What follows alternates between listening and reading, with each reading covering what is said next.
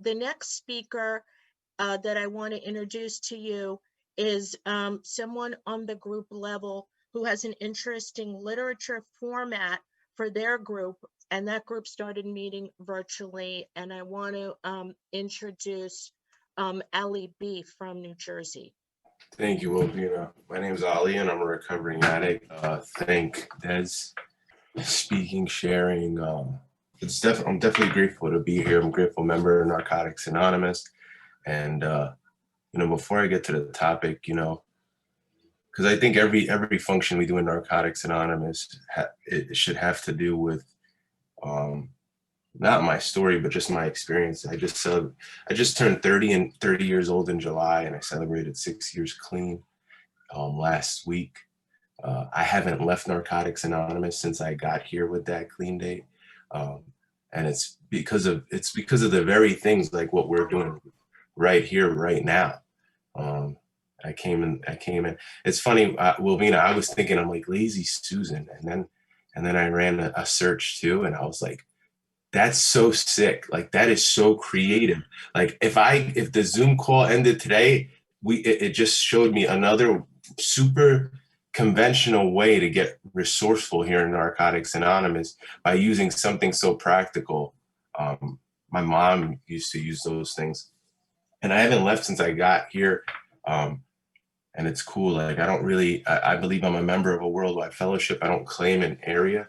I've served different areas and held different commitments. I've moved since I've been in recovery, but I've all moved within the same region. That's northern New Jersey, and it's cool. It's really cool that I've done a lot of different types of service and lower levels, and so this is like an interesting topic. And I'm like looking at the screen, I see a bunch of RDs and stuff, and I'm like, I haven't been an RD, like, and Wilvina's asking me to share, but I guess that's why, like, there's no different classes of addicts in Narcotics Anonymous, and this is a very interesting thing to discuss, and I was just thinking about going through the things. So, like, my home group that Wilvina talked about meets on Thursday nights. It's what we call it the Wyatt Works Remix group. And Danny G, who's also on the call, is a home group member as well. And we basically, so the format that we have now that Wilvina mentioned, is the same format as a meeting that we used to be home group members of, that used to meet in person. And we read out of the steps, traditions, and concepts, and then the speaker shares, and then the floor is open. And that within itself has been really good, because I think my experience was when we first migrated to Zoom, especially living in the New York metro area, that the lock and the restrictions were super duper strict, and it was really what we had no choice to resort to that.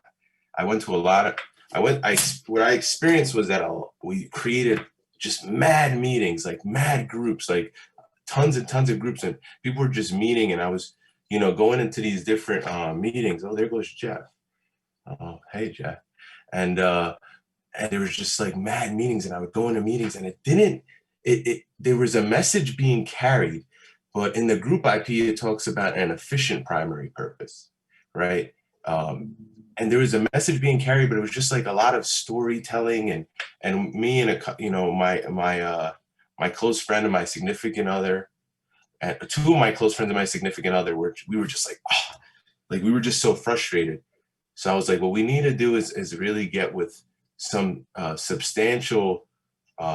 First of all, my sponsor believes in literature-based meetings, and I was going to a lot of different meetings. And none of them were talking about traditions or concepts. And we were just, and I'm going to get more onto the topic. Trust me, I'm not really going on a tangent. This will all come back around.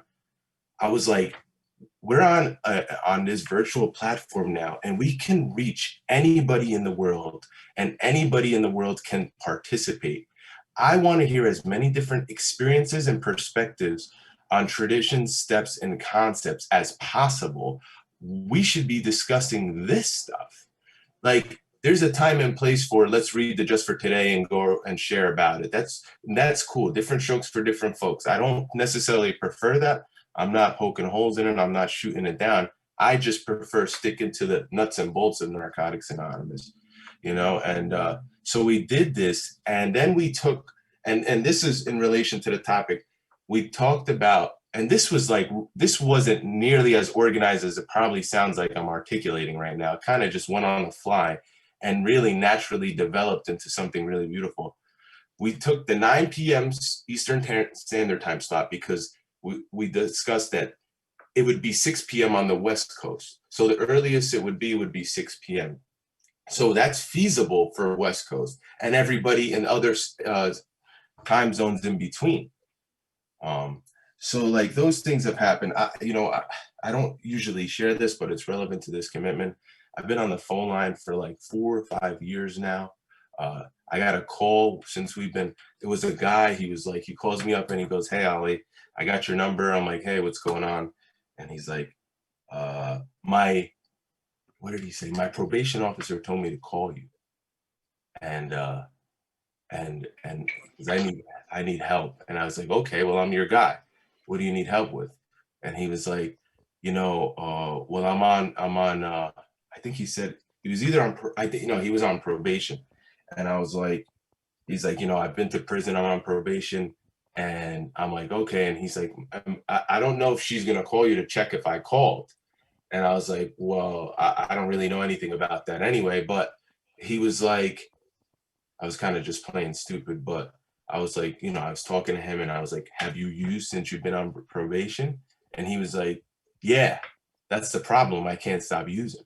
And I was like, "Okay, well, you made the best phone call of your life, not because it's me, but that who better to help than Narcotics Anonymous." And, I started breaking it down, what Narcotics Anonymous is and what our approach is to the disease of addiction and this.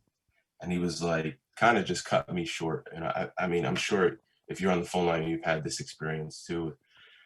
He was like, "Okay, well, have a good day. I don't know if she's going to call you. If my probation counselor, probation officer calls you, let her know that I called." And I was like, "Before you go," so one of the guys that I share a sponsor with has a like Excel spreadsheet. It's like a long Excel spreadsheet of like all Zoom meetings and like the login information and password. I said, "I'm going to send you this file. So when you're looking for a meeting, regardless of what time it is or where you are, all you got to do is open this file and you can zoom right into one of these meetings." And he was like, "Okay, thank you. Send me that information. Thank you very much." Needless to say, I haven't heard from the guy since. But Ali, you have about 5 minutes remaining. cool. And needless to say, I haven't heard from the guy since. But that's where the kind of the personal application of the 12-step is, that we tried to carry the message, and that was somebody who's still on the street, not even fresh off the street, Another thing that I've been during like COVID and helping like, in regards to the group, one of the best ways, I'm in this like group chat, I have this group text chat, and it's really, I'm going to be honest, and it's really fucking annoying. It just keeps going off all day long. Come to this meeting, come to this meeting. But I was taught like early on in recovery to utilize things for their intended purpose. And it's a really efficient way to relay information at this whole group of people, to relay information quickly and efficiently. So, you just get the text and boom, if you want to jump in or whatever. And so I use it. Sometimes I silence it. So group text, different strokes for different folks, but that's been really efficient. The other thing is that, and I know just about everybody's been using it. Some people maybe not be a big fan of it, but again, using something for its intended purpose. And I'm not endorsing or giving an opinion on Facebook, but Facebook recovery groups, my experience has been that it's a really efficient way to kind of blast out information and reach lots of people. Some of these groups that I'm in, they're closed, they're private groups, and there's, I think one group, there's like 20,000 people in it.